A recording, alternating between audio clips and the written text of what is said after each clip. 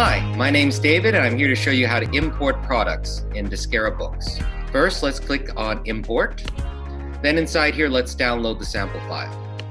After you download the sample file, you can start inputting your information, such as product name, product type, whether it's tracked or non-tracked, product description, purchase price, sales price, purchase account, sales account, purchase tax code, sales tax code, purchase price is tax inclusive or sales tax is inclusive, whether true or false, unit of measurement, opening quantity, opening valuation, cost of goods sold account, inventory account, and stock adjustment account.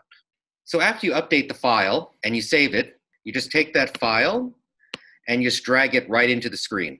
If you're on Windows, then you use Microsoft Explorer. If you're on Apple, use Finder. Then you click Next. The information will then auto-map, so I can see all the information here.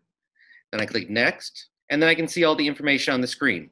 If there's any errors, I can update it directly, or anything that I wish to change. And I can also apply to the entire column, and once done, I can submit. And that's how you import products into Deskera Books.